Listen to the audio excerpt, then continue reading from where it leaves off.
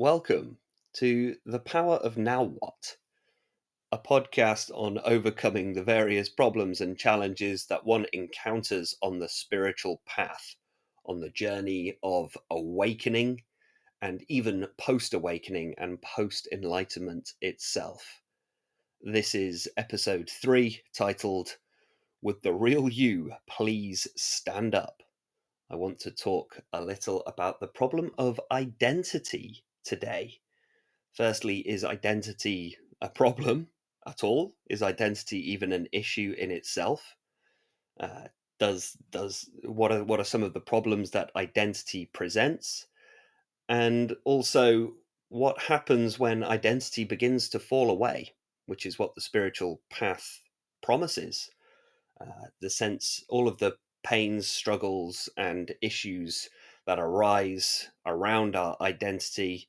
What happens when that actually begins to dissolve? What are some of the unique challenges that are presented when this actually genuinely begins to happen, which it does? Yesterday, upon the stair, I met a man who wasn't there. He wasn't there again today. I wish he'd go away. That is a poem called Antigonish by William Maines. Now, that poem is about a ghost, but it could also apply very aptly and perfectly to the problem of identity as it relates to the spiritual journey. Yesterday upon the stair, I met a man who wasn't there. Now, let's just take a look at that first line. Coming into contact with somebody who doesn't exist. This is one of the things that happens on the spiritual journey. He wasn't there again today. It's the persistence of this, the persistence of an illusory identity, the persistence of an illusory ego. And then I wish he'd go away. How do we get rid of this illusion? How do you get rid of something that doesn't exist in the first place? Now, if you've never really considered the potentially illusory nature of identity, the potentially illusory nature of ego, we're going to start by doing a little exercise right here, a little meditative exercise that anyone can do at any time, and it provides incredible insight into oneself and into one's life. So I want you to cast your mind back to 5 years ago and really do this. Let's do this on a very vivid, felt, and embodied level. Let's not just do this on the shallow cognitive mind level, but let's really get into the body now.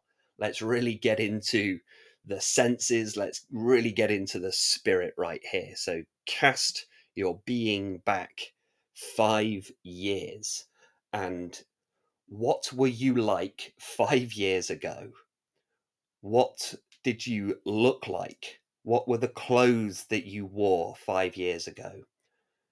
What aftershave or perfume did you wear? How did you style your hair? What was your job like? Who were the people that you were surrounded by at that time? What was your work life like? What was your family life like? What was your social circle at that time? And going even deeper, what were some of your ideas and beliefs at that time? What were some of your opinions? What was your world view? How did you perceive the world, and how did you perceive yourself 5 years ago? Is that person different to who you are now? Is that person different to who you are today? Probably. Now cast your mind back to 10 years ago. 10 years now. And really, it may take a little while because we're going back a whole decade here. It might take a little while, but really do this. Really fully embody this. It's an exercise. Don't try to do this. Don't try to create anything. It's just an observation of what's already here, the memory of a decade ago. What were you like? What did you look like? How did you think, feel, act, behave? What was your work like? What was your social circle? How did you do your hair? What clothes did you wear? What was your opinions, ideas, beliefs? What was your worldview? How did you perceive the world 10 years ago? Is it different to how you are now? And is it different to how you were 5 years ago? And now let's go back 20 years. How about then? And you can do this exercise for any different stage within your life. And as you do this exercise, you begin to see that actually you've already, in this one single lifetime, you've already been many different people. Now there are similarities, there's a consistency and a common thread to all of these people. But you've already been a lot of different people throughout one single lifetime. Incidentally, as a little side note, would it really be such a massive leap of faith to think that maybe you've actually lived other lifetimes as well? Because let's just recognize here that before we did this exercise, you'd completely forgotten about that person from 5 years ago, that person from 10 years ago, and that person from 20 years ago. You weren't thinking about those people at all. You can't remember in our daily life, in our habitual way of thinking. We don't recall how we were 5 years ago, 10 years ago. We believe that all of these things are influencing our behavior today and are sort of why we are here today, but we very rarely think about it. And it wasn't until we did this exercise and I reminded you that you have been many different people throughout one lifetime. Would it be such a massive leap of faith to suggest that maybe somebody could remind you that you've actually been here before and lived many lifetimes before? What if you had a memory of this? Anyway, that's a separate issue. Maybe we'll talk about it further down the line. But we can do this purely from an experiential and indeed scientific perspective. You can observe that your identity shifts and changes naturally over the course of a lifetime. We don't have to do any deep, intense spiritual practice to see this. This is part of our ordinary, common experience in life. Your identity is constantly changing and shifting. So you are different. Uh, it does, this effect varies between individuals. Some people shift identity quite dramatically, many times throughout their life. They're constantly changing. Other people, maybe there's more consistency, but I can guarantee that there is a difference between the you today now, the you that you were 5 years ago, the you that you were 10 years, 20 years. And you can say with a certain degree of certainty, this will continue. In another 5 years' time, do you think you're going to be the same person that you are today? Is there is there any way that you can predict who you're going to be in 5 years' time?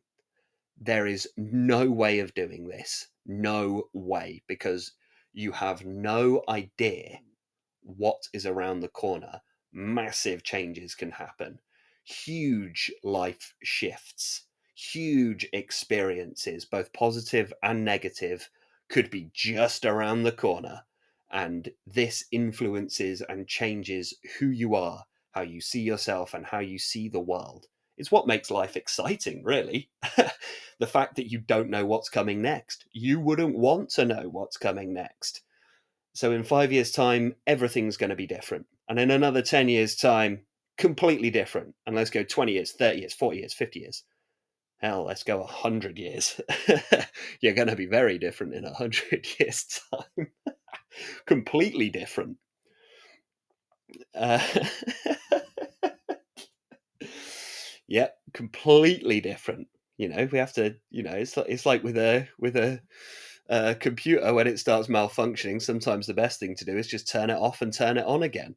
And there you go. I've just solved the problem of life and death right there. Why do we have life and death? Well, sometimes you just need to turn it off and turn it on again. Anyway, that's beside the point. Identity. It constantly shifts, and you've just experienced this through direct experiential understanding. I didn't have to convince you of anything. You can experience this on a day-to-day basis.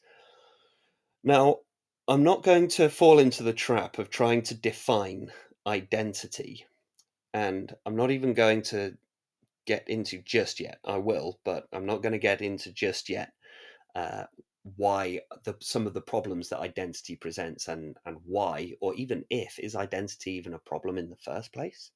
But first, I'd like to just talk to the origins of identity. Why do we have one in the first place? As you've just seen, it shifts and changes. And if something can shift and change, is it real? It may be real today. It might feel quite solid today. You feel your identity is quite solid today.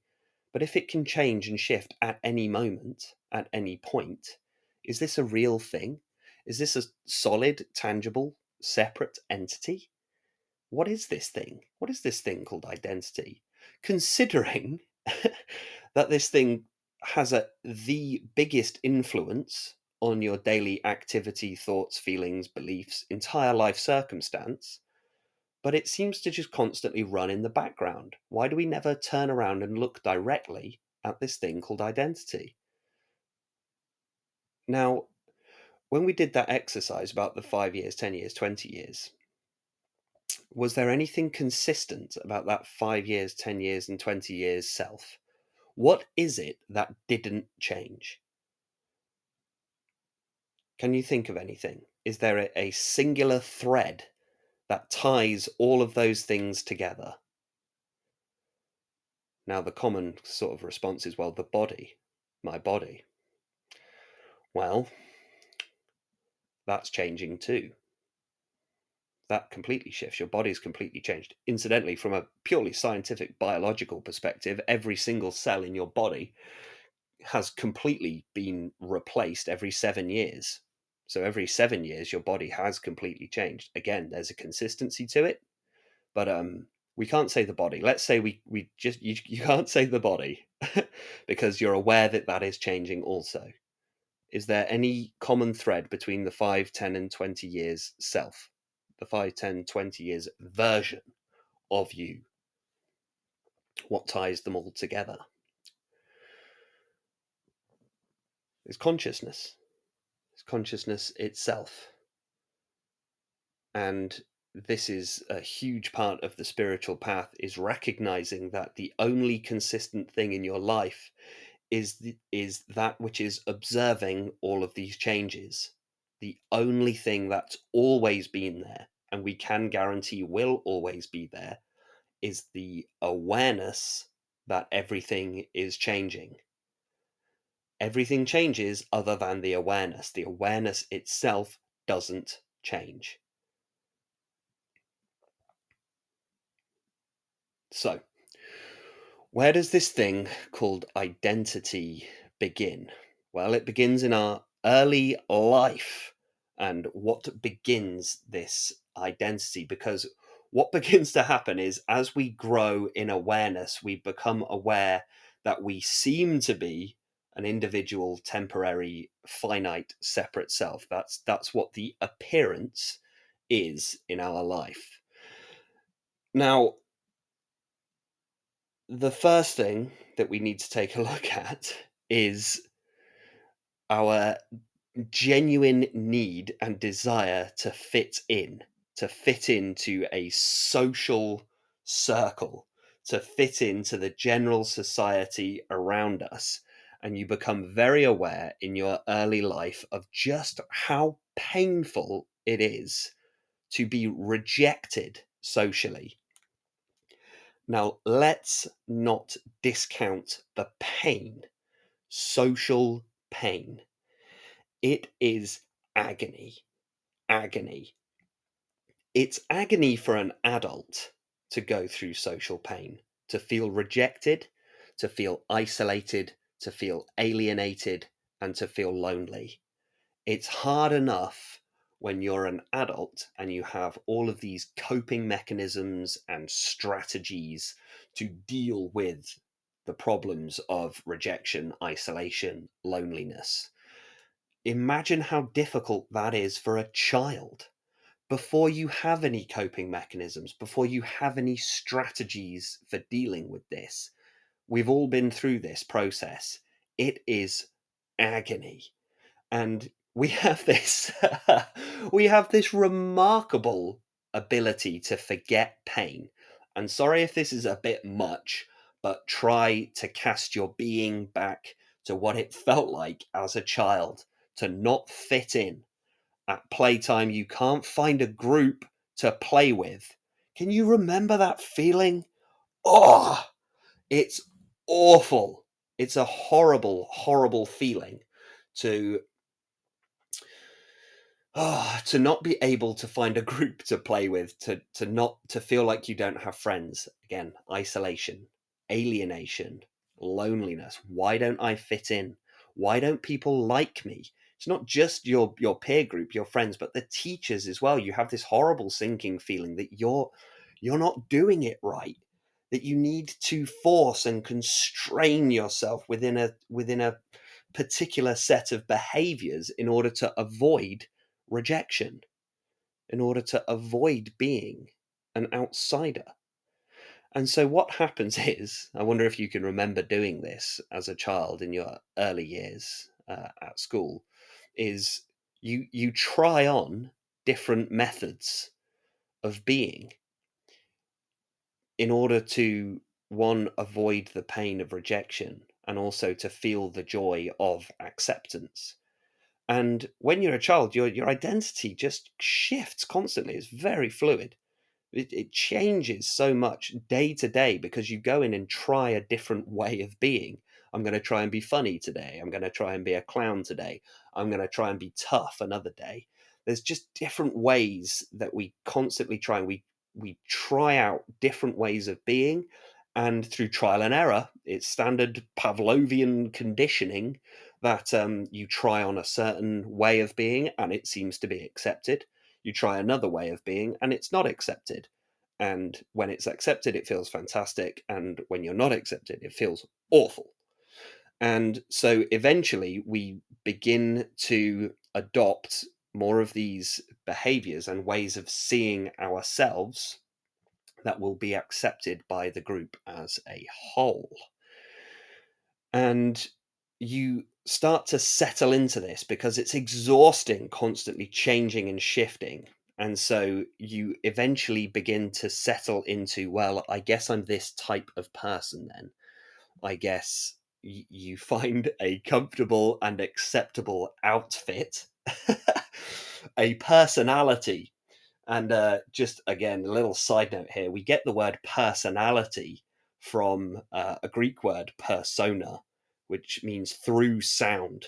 And it actually refers to a mask that they would wear in plays.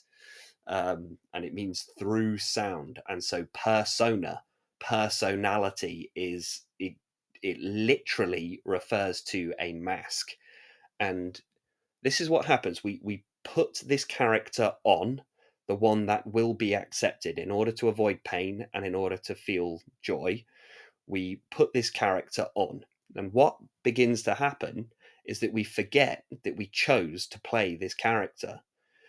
As time goes on, the character changes and shifts, but there's a huge amount of this effort to benefit ratio that happens because it takes a lot of energy to change yourself. It takes a lot of focus to try, and a risk as well, because if you try a different way of being, there's a chance that you're going to alienate your existing social group and not be accepted by the new one.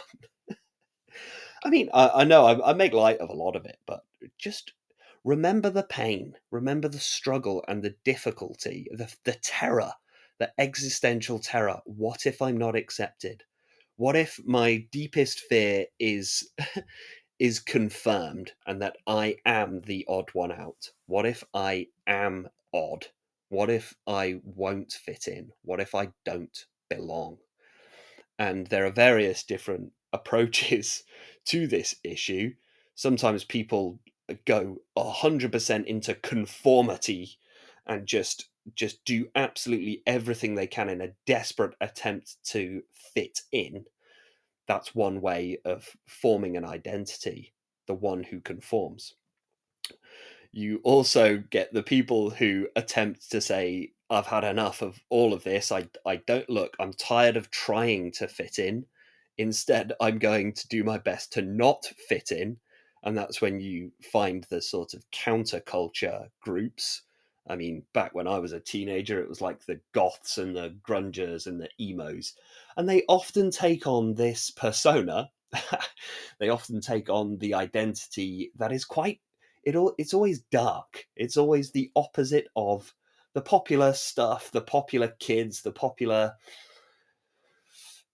way of conforming to the general social consensus is often bright. It's often bright colors. It's often the pinks, the blues, and the reds. And then the counterculture is often the dark, the brown, the black, and it's often the shadow. It's the rejection. I don't want to fit in. But then you just encounter the same old problem again. That's an identity. The identity of I am the one who doesn't fit in. And then we form a little group of people who don't fit in. And you find you're just in the same trap again. You are stuck within trying to conform to the group that doesn't conform. And they have their own social conventions of clothing and behavior and dress and music they listen to and all of that. And this is where identity comes from. It's actually a standard sort of behavioral response to social pain. And yeah, sorry to open old wounds, but try to remember that, because we often forget how much kids are going through and young people are going through. It's so painful. And we try to laugh about it, but I believe we try to laugh about these things. Oh, remember what it was like when you were a kid. Yeah, and you didn't fit in and you got rejected by that boy or girl that you fancy, and you were hyper self-conscious of your body. You were hyper self-conscious of everything you say and everything you do.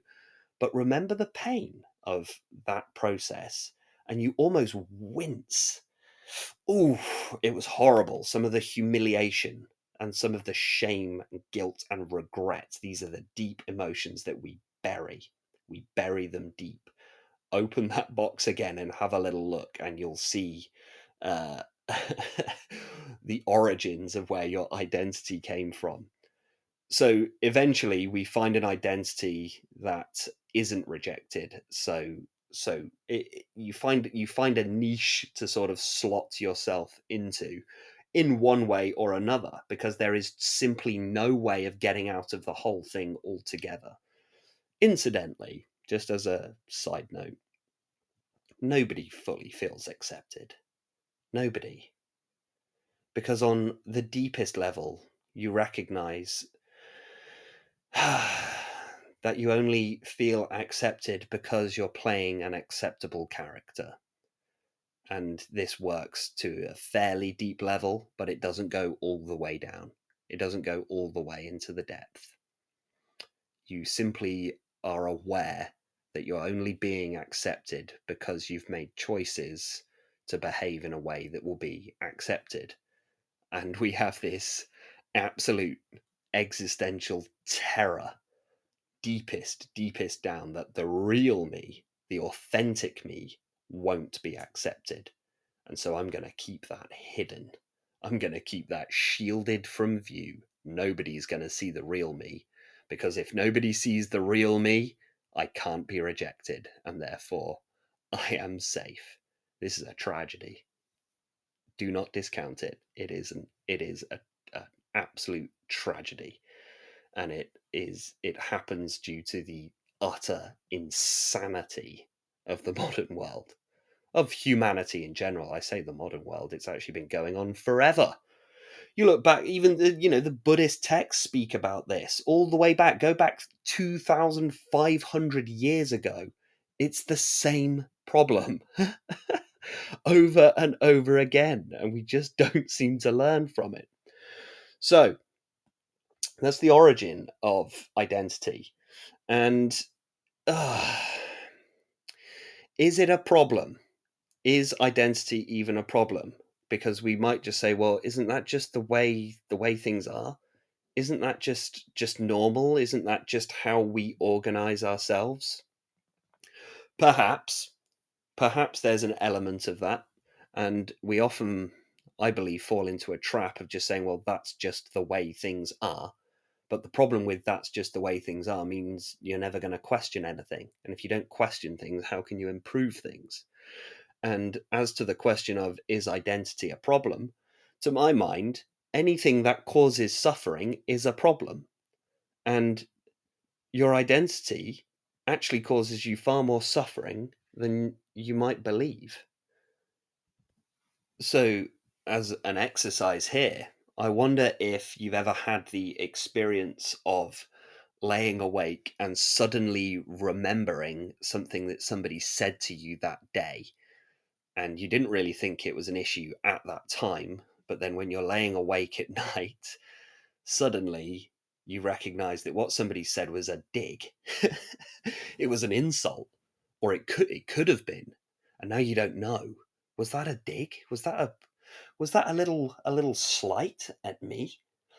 And it's easy to just sort of hand wave this way. Oh yeah, no, that's just normal. No, if it's stopping you from sleeping, it shouldn't be there.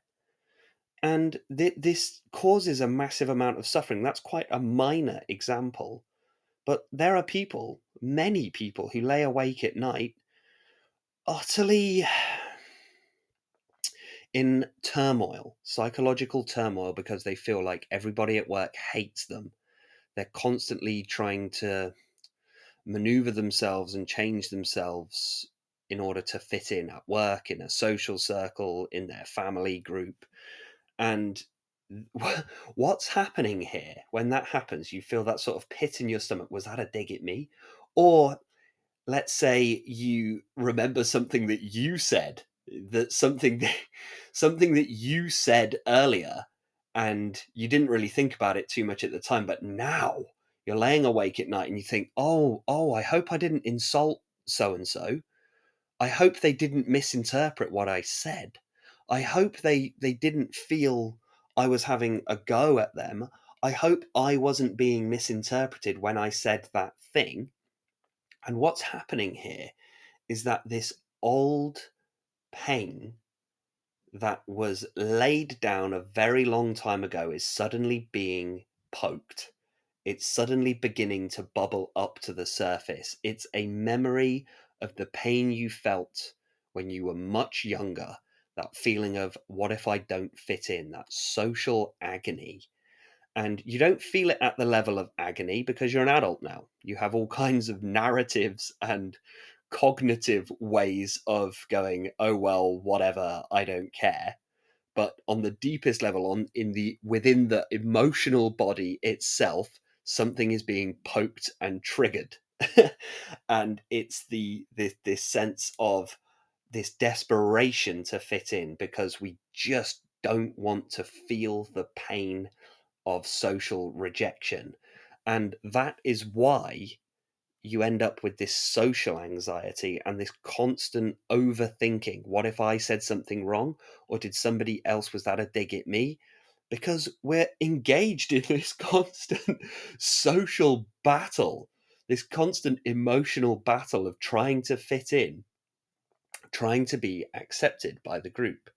And this causes this is an issue in that the we have forgotten that our identity itself is a character that we created as a protective mechanism to protect ourselves from this pain, and a character that we created to play and inhabit as a method of orientating and navigating ourselves throughout the world. And now this character is suffering. but you have to recognize that it's the character that suffers. It's the the illusory man on the stairs, the man on the stairs who wasn't there, who is suffering the social agony. It doesn't exist. And if I can just cast your mind back again to that the exercise we did about the 5 years, 10 years and 20 years ago, and all of those identities change. Now have a think. What offended and annoyed and aggravated on a social level that person from 5 years ago is different to what aggravates and offends, annoys you on a social level today. Same with the 10 years ago, 20 years ago, and 5 years, 10 years, 20 years. It's going to keep changing. It's going to keep shifting.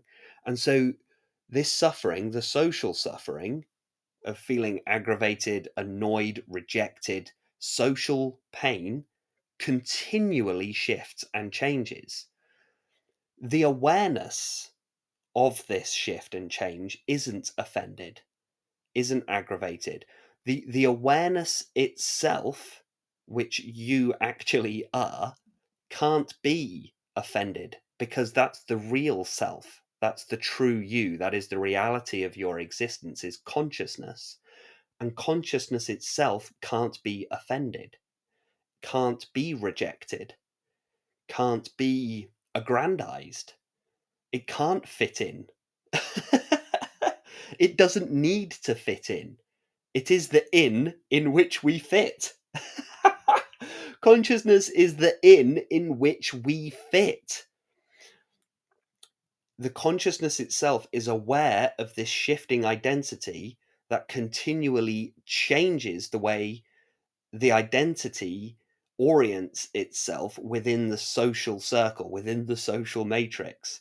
But the consciousness itself isn't ever, ever either rejected or accepted. It just is. And when you really get with this and you really you begin to abide within this consciousness, which is what happens when we meditate, and it is what happens when we pursue the spiritual path, you begin to see that all of this pain actually is unnecessary. It actually doesn't really, although it's there, and we could maybe make the argument that the identity, the illusion, is necessary in some ways. You do begin to realize that although it's there, it's not actually what I am. And this is a massive relief. You can just call off the whole thing and you can go back to just being pure, open, empty joy without the burden of trying to create an acceptable character.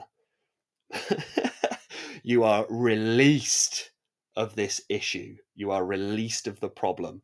You are released of the burden.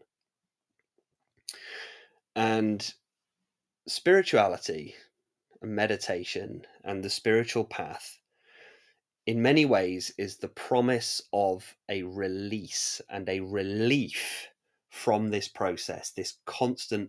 I mean, let's really do this. Let's really go into the deepest looking here. That it's often seen as a liberation from the cycle of birth and death. That's what enlightenment is. It's often referred to as a liberation from the cycle of birth and death.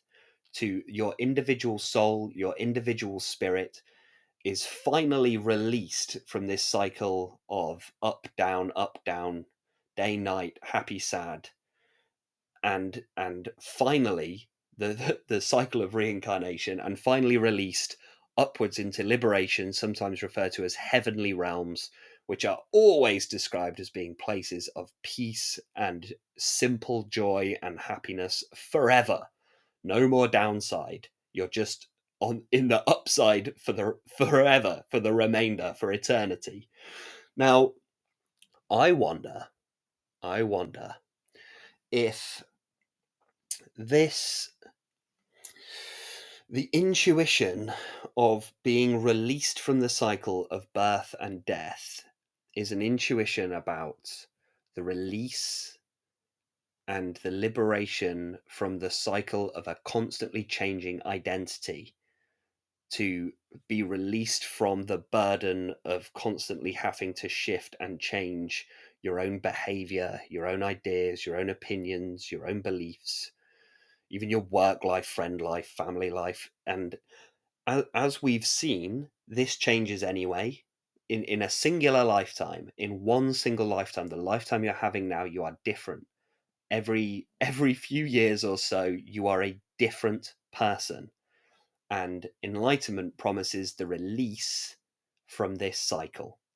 No more laying awake at night worrying about what you said, what somebody else said. What are you going to do? What have I done in the past? Maybe my past selves have done something wrong. What if my future self does something wrong? What if I make the right choices? Release and liberation from all of that. And this is what happens in meditation and spirituality. In this singular lifetime, your consciousness elevates to the point of seeing through the illusion of identity, through the illusion of ego. And you can see that it's an illusion. I believe social media has been one of the greatest things that has ever happened to humanity. I think it's fantastic. I think it's wonderful. I really think that it's been a huge blessing to humankind. The reason for this is because social media is a mirror. It is something that you can look at and see with your own eyes that identity is utterly false. Here's a great exercise you can do. Go to your own social media page and just have a look through that page and ask yourself, is that me? Because I look through my I do this. I look through my own social media page and I go, who on earth is that? You know, Corin Bryant, meditation coach and personal trainer, and I look through these pictures and I go, who's that? That doesn't even look like me. It really doesn't. I only put the pictures up where I look good, because why would I do anything else? And that's not how I look. That's not how I dress. And I read some of these posts and I think, well, it's a good post, but I don't speak like that. I don't talk like that. I don't even think like that. And look, just look through your own social media profile and you can see that it's utterly, not utterly false. There's consistencies there, and it represents something about you. It represents an aspect or a facet of you, but that's all it does. And it's totally ephemeral. You can log out.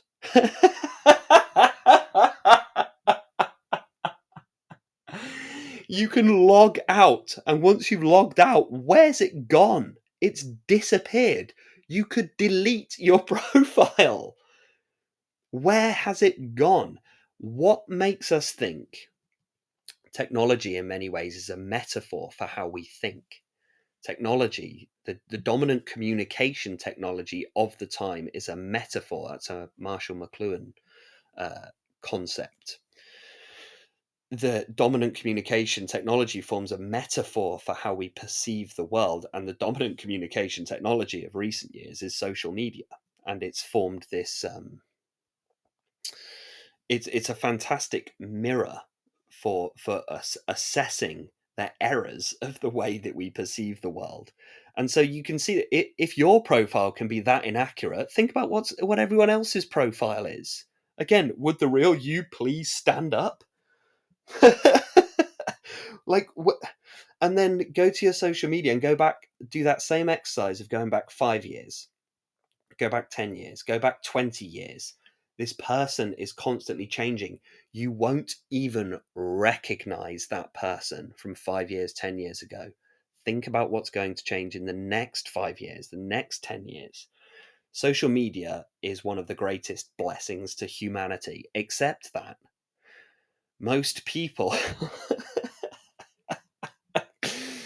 aren't seeing that what it does for you, because it annoys the hell out of many people. People get very frustrated with social media, very aggravated by social media, And I would say don't shy away from that aggravation, go into it. It, really feel the annoyance, really feel the aggravation, because what's actually happening there is that you're trying to win the social game and you can't find a way of doing it. Everyone's on this social, it's media. Media means entertainment. Media means games, and we're all trying this social entertainment. We're all trying this social game. Social media is the most spiritual practice. Social media is a very deeply spiritual practice if you look at it in the right way, because it demonstrates very clearly on an emotional level that the whole game is utterly false. What makes you think there is a difference between the profile that you put on a computer and the profile that you have created in your mind?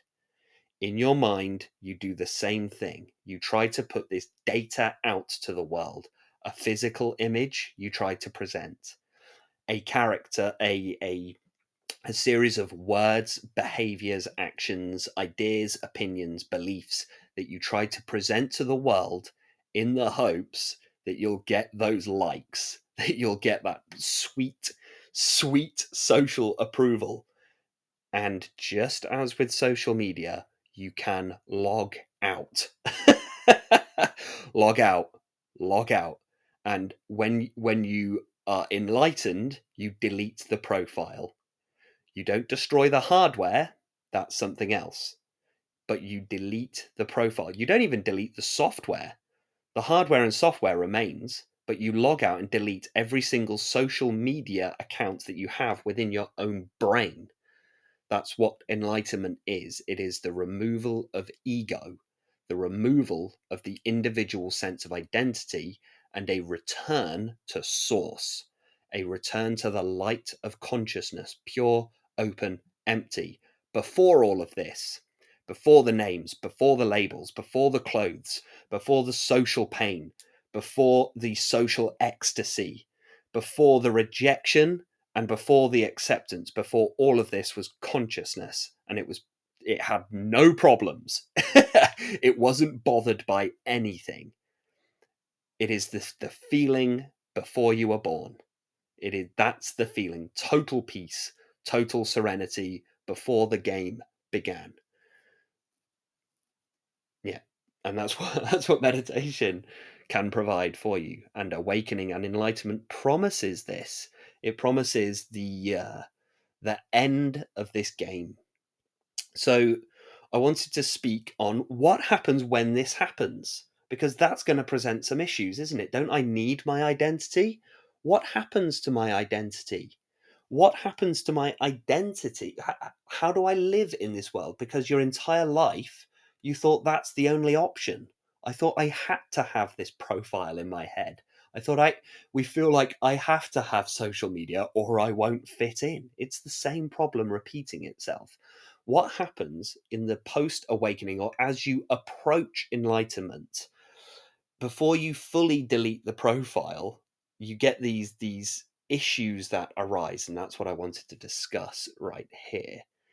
So firstly, there are three main post awakening problems as we either approach enlightenment or even post enlightenment. And the first one is the spiritual ego.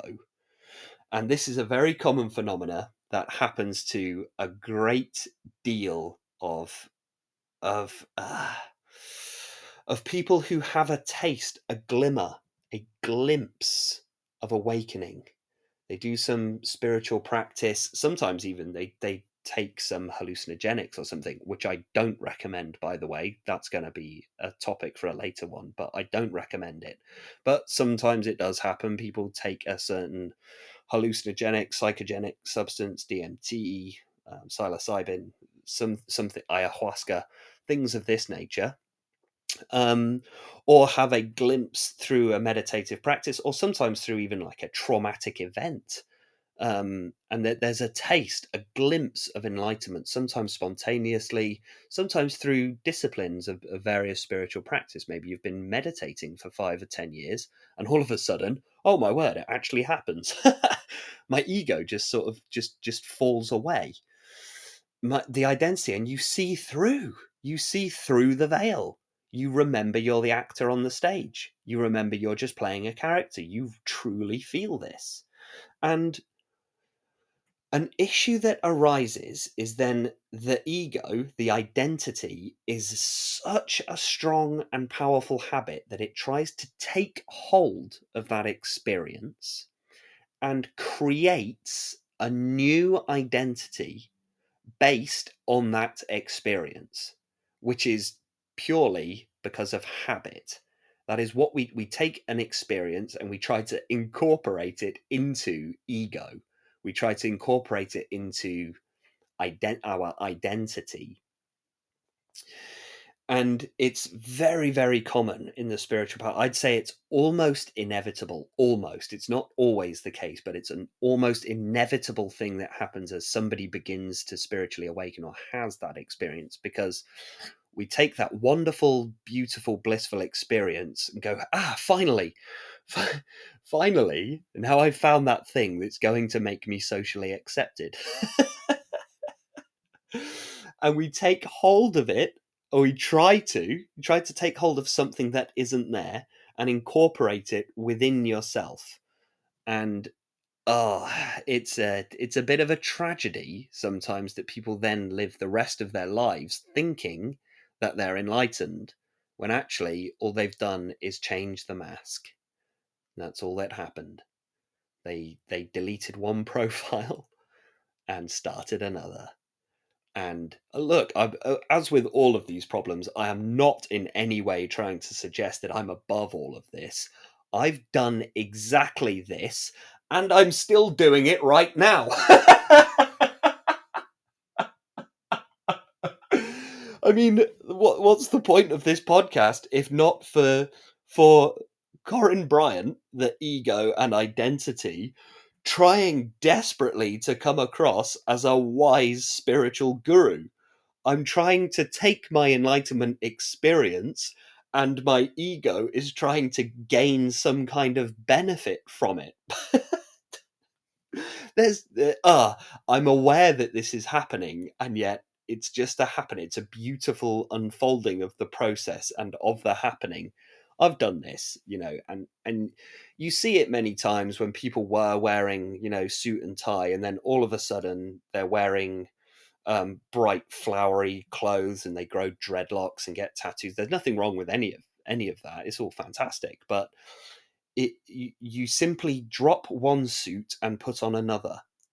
All that's happening is that you change the mask, and the spiritual ego is a very common problem in spiritual circles. Now, how do we overcome this? Well, as with any problem, awareness is key, and just knowing that it's something that does happen goes a very, very long way to overcoming that issue. Just seeing it, and I've seen it in myself so many times, and I just burst out laughing when I just look at myself and I go, yeah, it's just another attempt of ego to either aggrandize itself or protect itself from criticism, because it's that initial primal social pain that the ego and identity tries to protect. Is so powerful and so strong, and yet we go, now I'm enlightened, I don't have to feel this anymore. And so we construct an identity that we think, oh good, this will be bulletproof. This is an identity that can't be attacked.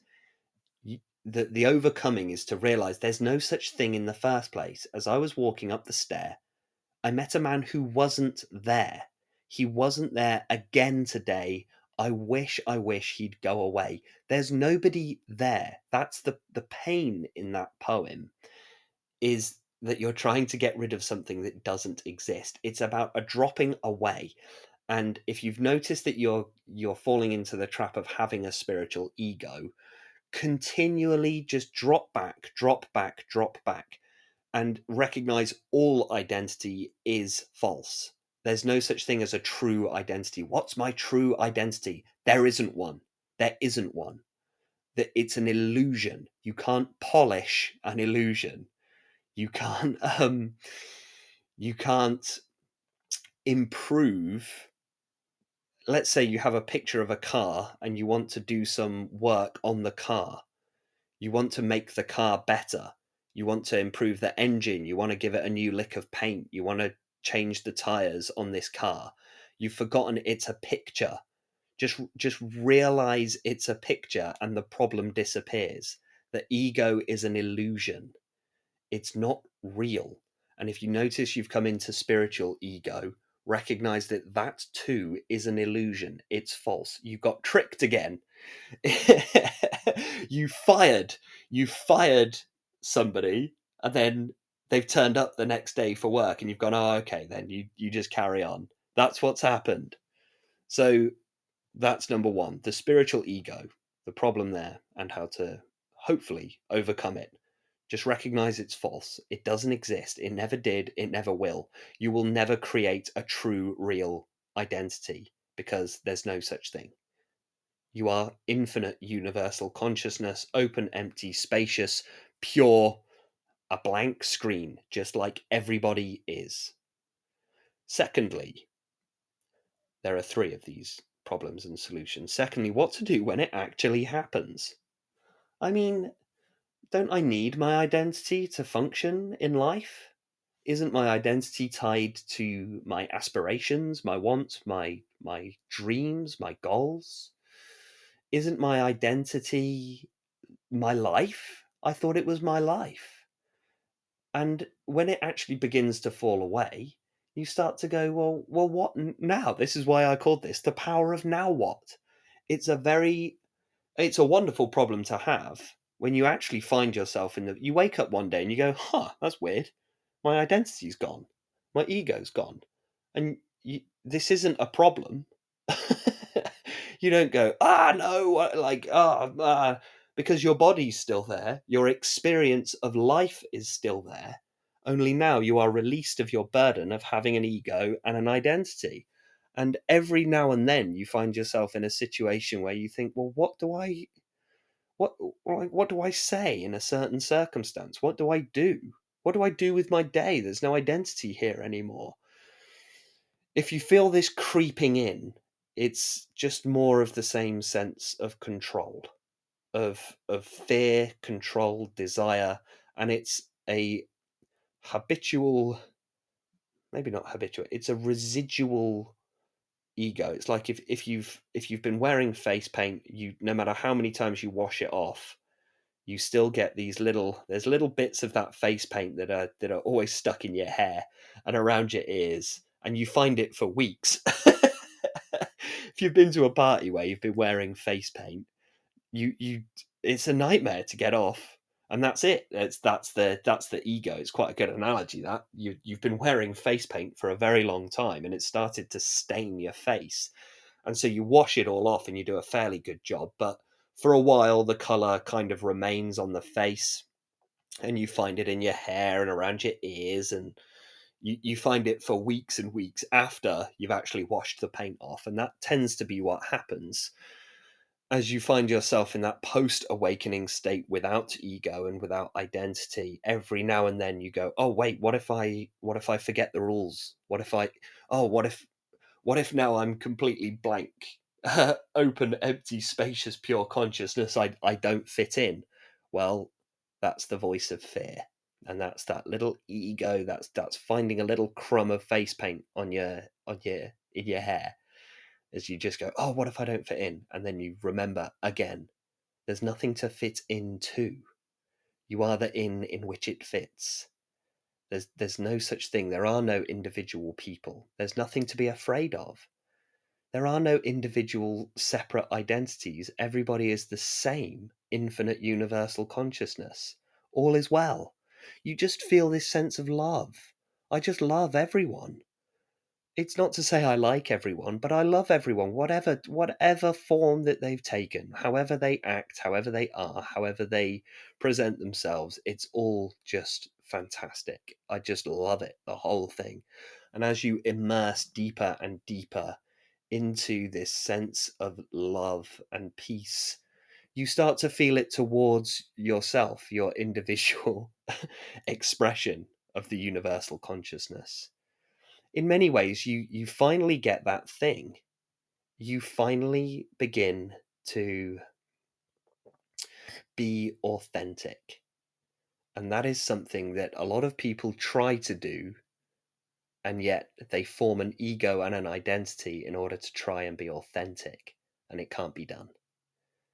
No ego is authentic. No identity is authentic. You're playing a game. Drop it. Pack it in. It's so obvious when you see it.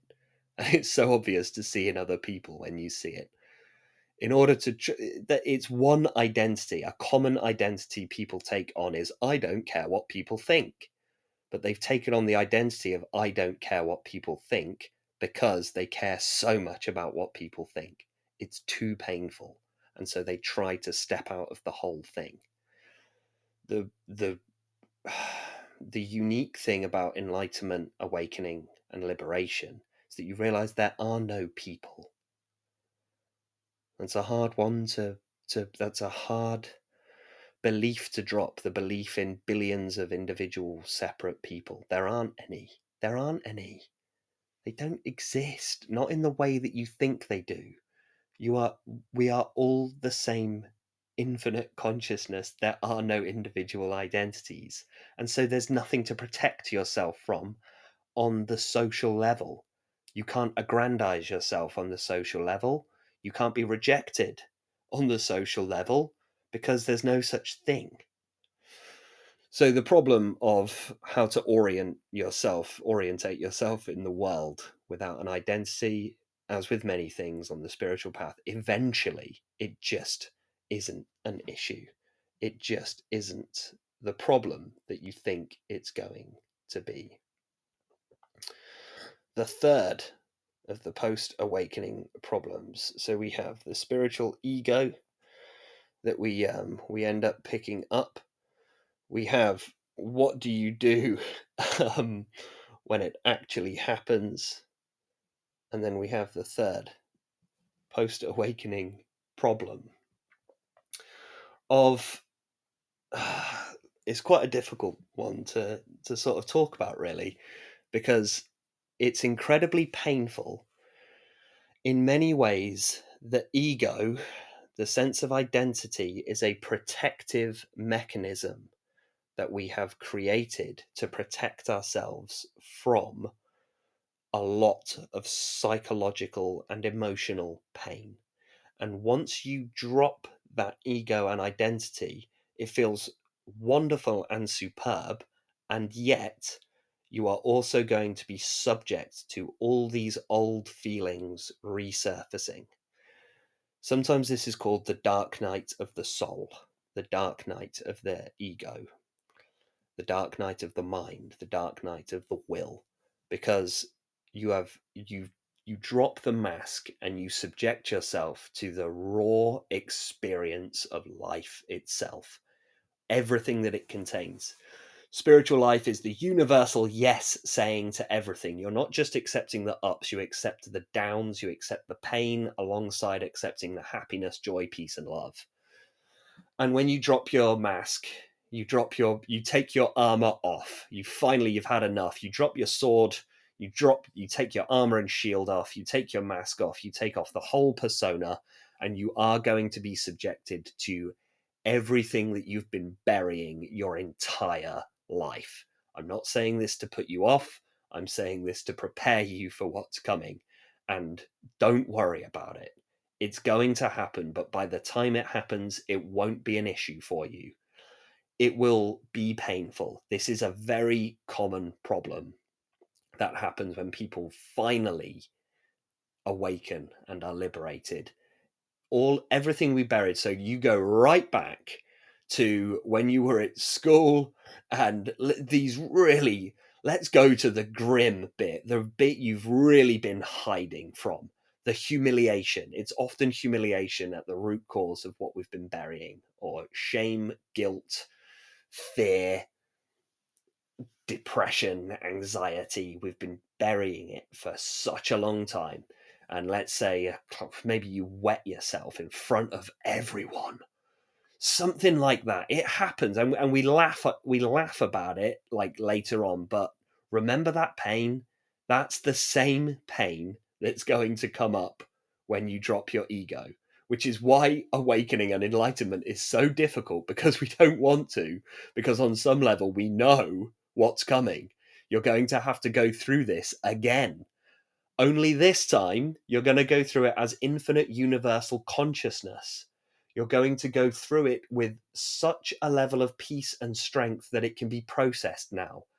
A child can't process horrible, painful emotional experiences. And so the child puts it on the later base. The child saves it for later, or buries it in the body, or it comes out in very destructive or maladaptive ways. And these are all buried and stored in your mind and body. Sorry to tell you this, but it's true. And every time you got rejected by that boy or girl, every time you couldn't find somebody to play with, every time you didn't know what to say, you didn't know where to stand, every time you were terrified about the school dance, all of these events, every time you went for a job and didn't get it, every time that you were acting like the biggest egomaniac at work, and you got called out on it, every time, every error, every mistake you've made, every argument, not the content of the mind, but the feeling in the body will arise again as the ego and identity drops away. And you then experience this dark night of the soul, because you no longer have the protective control mechanisms that you usually do. And people adopt many of these patterns of thinking. That, so a common one is that, like, well, I just don't care what anyone thinks, I don't care. Or perhaps we blame other people. So maybe, well, I feel ashamed and embarrassed, but that's everyone else is judging me, so it's their problem, it's not my problem. It's because everyone else, it's other people's problem. And on a cognitive shallow level, this works. We mask, we paint over the cracks, and we don't feel the pain too viscerally. But when all of that goes, when you're no longer trying to protect yourself from this pain, the you find yourself in a bit of a free fall, and it can be quite disorientating. I just want to be honest with what I'm talking about here, because I think what stops a lot of people from truly awakening is that they were expecting enlightenment to just feel fantastic all the time. They were just going to be jumping around for joy every single moment, and are quite surprised to find, hang on a minute, all of my old demons are coming out to play. But it's a good sign. In many ways, the pain that you feel, the problem that you feel, is actually a good sign. It's a sign that the ego identity, the control mechanism, the protective, the coping strategy is falling away. And so the fact that this pain is arising is actually a sign that you're doing well in your spiritual practice. The solution to this dark night of the soul, and I'm not gonna say that it's pleasant, because it from the perspective of the individual, it's incredibly unpleasant. But on a deeper level, you just know it's okay. And the only solace I can give you, because you're going to feel grief. Interestingly enough, people that awaken actually go through a grieving process because they grieve the person they thought they were. You have to remember that you're grieving a ghost. You're grieving somebody that never existed in the first place. You're grieving for an idea of what you thought it could be, but drop that. Has it worked so far? Have your plans worked? Are you fulfilled? Are you truly happy? Has this character that you're playing, is it working? Is it ever going to work? Are you ever going to find that acceptable one? It's never going to happen. And you have to grieve this. Grieve what you thought it was going to be. Happiness doesn't work like that. There is no happiness for an individual ego. You, the only happiness in life is from release, freedom, liberation, to feel life as it is. Life experience without ego. That is happiness. When we feel happiness, we're feeling it because we are released of our responsibilities, our burdens, and our emotional pain.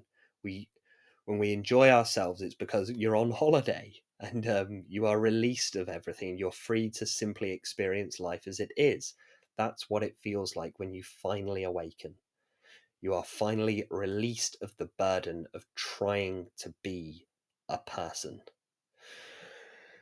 And so you go through this grieving process, and it's just a sense of even your spiritual practice won't help you at this point. It sounds horrifying. I'm really painting this out to be horrifying, but on the other side of this is true liberation, true freedom.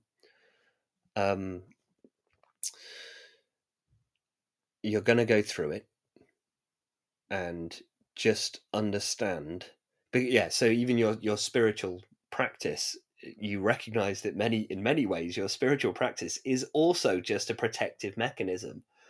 Even when you sit down to meditate, it's the identity that sits down to meditate, it's the ego that sits down to meditate. It's a you find yourself in this real feedback loop, and nothing will work, but that's the point. Just drop everything, stop trying to control.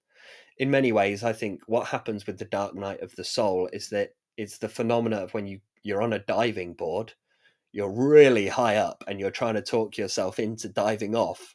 You know it's going to be the most incredible experience, the most exhilarating, joyful experience to just dive off this board and plunge into the water. You know it's going to be a lot of fun if you can just pluck up the courage to do it. And what happens is people finally do it, they finally leap, and then panic at the last minute, turn around as they're falling and grab hold of the diving board. And people clutch onto the diving board, and now you end up in this bizarre half in, half out state where you're no longer standing on the diving board, but you're also not experiencing the joy of the dive and this plunge into the water, because you're desperately clinging to the side. You're half in and half out, and that's the dark night of the soul. You're still feeling the terror of being stood on the board, but you don't have the luxury of being stood on the board. You're hanging by your fingernails, but you're also not enjoying the freedom of the free fall. And that's what happens with dark night of the soul, and that's the third spiritual issue that we need to overcome in this post-awakening world. And that's pretty much everything on identity. As I was walking up the stair, I met a man who was not there. He was not there again today. I wish he'd go away.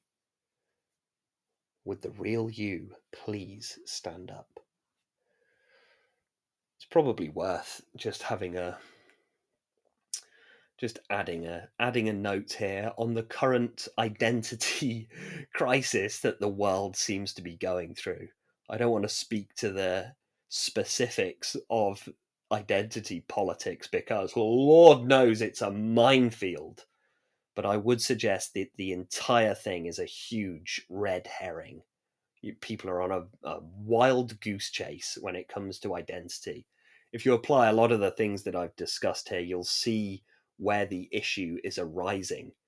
The issue with a lot of identity comes down to, can we make the group simply accept everyone? Where does the responsibility lie in creating acceptable identities? Is it the group or the individual? This is the common issue when it comes to identity, and the root cause of identity politics is that, exactly that. Who decides on the identity? Is it the individual or the group? And what if I decide I am this identity? The world has to conform to what I say. Or is it the other way around? Does the world tell you who you are, and it's your responsibility to conform to what the group says? I mean, I go through it. I mean, I call myself a personal trainer. For many years, I'm just identified as a personal trainer. And even when there's nobody around, I feel guilty if I'm not eating broccoli, chicken, and rice. I shouldn't be eating these biscuits.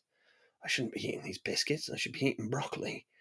And that's an identity issue because no one cares. I certainly don't care. I don't eat a great deal of broccoli, but my ego and my identity, because I call myself a personal trainer, that kicks in. This is the man on the stairs, the ghost in your head that doesn't exist, that says you shouldn't be eating biscuits, you should be eating broccoli because you're a personal trainer. What?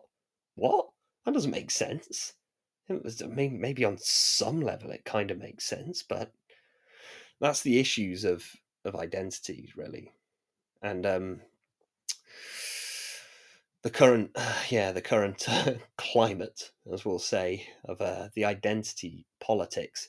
It's everyone's discussing. This is what I see a lot of the time when it comes to people discussing identity or discussing many problems that we, in air quotes here, society has, is people discussing the problem of Bigfoot, and everyone's trying to discuss, well, what does Bigfoot eat? Where does Bigfoot live? How does Bigfoot's how do they organize themselves? Like, what is this thing? What is this creature? Well, like, where does it come from? Um, and it's the entire world is lost in this discussion of like, what are we? What we really need to understand Bigfoot. And there's all this discussion about something that simply doesn't exist. It's a myth. It's not there. So any discussion around ego and identity is really a discussion about an illusion. And if we could simply see this for what it is and go back in the other direction, in many ways, the issues with identity recently has been created by social media. And this is a hell of a clue. There's a very deep clue. It's an illusory problem created by an illusory entity. If we could go in the other direction and realize, oh, there's a massive problem with something, I wonder if the problem is that it's not real.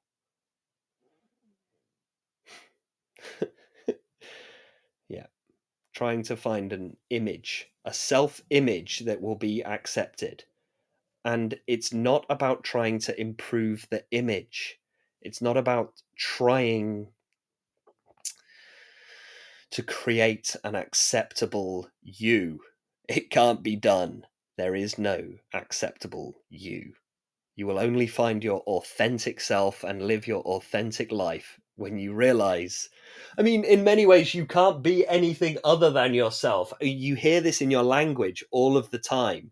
I just don't feel like myself today. I'm not being myself. I need to find myself. I need to really become myself. What are you talking about? How can you be anything other than yourself? No matter what you do, say, feel, think, act, you are never anything other than consciousness. Ever. It can't be done. So relax. Relax and let go. As I was walking up the stair, I met a man who was not there. He was not there again today. I wish he'd go away. Thank you for listening to The Power of Now What, Episode 3, Would the Real You Please Stand Up? If you enjoy and benefit from my meditations and talks, please consider becoming a paid subscriber. It only costs $2.99. That's less than the price of a coffee these days. Also, please feel free to give me some stars. You can give me 5 stars on my Spotify page. That goes a long way to helping me out. It really does. Goes a long way to supporting me and my work. You can find me on Facebook, Corin Bryant, meditation coach and personal trainer. Follow me on Spotify, Corin Meditation Coach. Find me on Instagram, Corin_Bryant_. And on YouTube, Corin Bryant. Sorry, I've just realised I'm going through a massive social media plug after just being very disparaging towards social media. The irony. The irony. You see, I still fall into the traps. Thank you for listening, everyone. Take care, be well, and stay present.